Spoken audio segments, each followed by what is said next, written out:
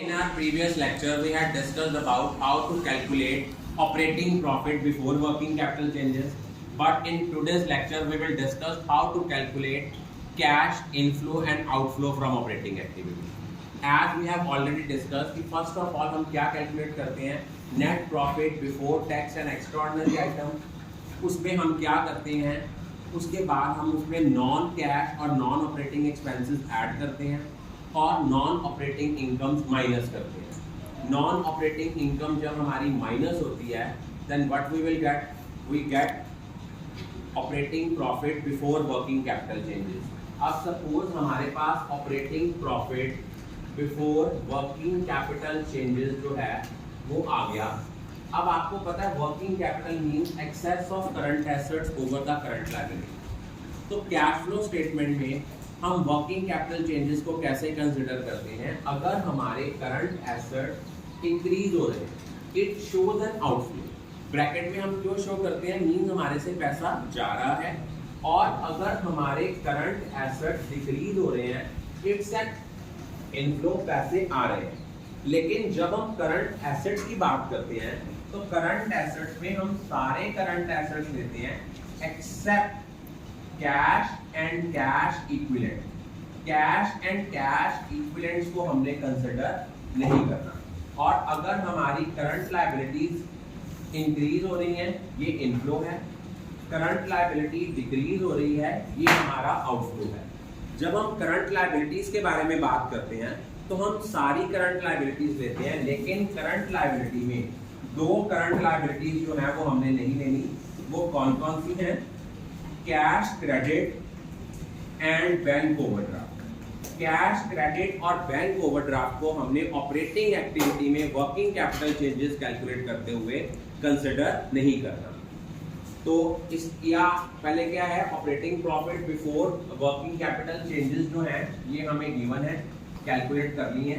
अगर कोई current asset increase हो रहा है वो नेगेटिव है, माइनस होगा. अगर कोई करंट एसेट डिक्रीज हो रहा है वो प्लस होगा. करंट लायबिलिटी इंक्रीज हो रही है तो वो माइनस होगी, डिक्रीज हो रही है तो वो प्लस होगी. लेकिन करंट एसेट्स में सारे करंट एसेट्स लेने हैं except cash and cash equivalent. Current liabilities में बाकी करंट लायबिलिटीज लेनी है, लेकिन कैश क्रेडिट और बैंक ओवरड्राफ्ट को कंसिडर नहीं करना. ये करने के बाद हमारे पास जो आएगा, ये आएगा cash generated from operation. It can be negative, it can be positive. अगर मान लो वो नेगेटिव आ रहा है तो कैश यूज्ड इन ऑपरेशन. अगर पॉजिटिव आ रहा है तो कैश जनरेटेड फ्रॉम ऑपरेशन. इनमें से हमने टैक्सेस पेड माइनस करना है. अब आपके माइंड में सबसे ज्यादा बच्चों की गलती कहां आती है, टैक्सेस पेड करने में. अगर तो हमें प्रोविजन फॉर टैक्स का ओपनिंग बैलेंस दिया है, क्लोजिंग बैलेंस दिया है. क्लोजिंग बैलेंस को हम क्या मान लेते हैं, provision made during the year. Opening balance को मान लेते हैं taxes paid during the year. लेकिन 100% जब बोर्ड का क्वेश्चन आता है वहां पे हमें टैक्सेस की कोई ना कोई एडजस्टमेंट जरूर दी होगी. अगर मान लो हमें टैक्स की कोई एडजस्टमेंट दी हुई है तो it means we have to prepare provision for taxation account. Provision for taxation account हम कैसे बनाते हैं, जस्ट लाइक अदर लायबिलिटीज. हमें भी पता है कि अगर हमारा जो ओपनिंग बैलेंस होगा लायबिलिटीज का, it is always credit balance. ये आएगा by balance brought down, opening balance है. और क्लोजिंग बैलेंस जो आएगा that will be to balance carry down. ये हमारा क्या है, क्लोजिंग बैलेंस है. अब हमें यहाँ क्या होगा, यहाँ तो हमें गिवन होगा taxes paid during the year या provision made during the year. अगर हमें provision made during the year दिया हुआ है उसको हमने लिखना है बाय स्टेटमेंट ऑफ P&L. ये क्या है, provision made during the year. अगर हमें सारे साल में ये दिया हुआ है कि हमने सारे साल में कितने की प्रोविजन बनाई, तो वहां से बैलेंसिंग फिगर क्या आ जाना है, टू कैश और बैंक. ये हमारे पास क्या आना है, बैलेंसिंग फिगर आना है.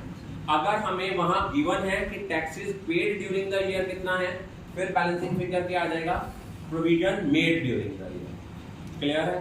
एक पॉइंट हमें दिमाग में रखना पड़ेगा, अगर हमें प्रोविजन फॉर टैक्स के रिलेटेड कोई एडजस्टमेंट दी हुई है, we have to prepare the provision for taxation account. I think all of you are clear about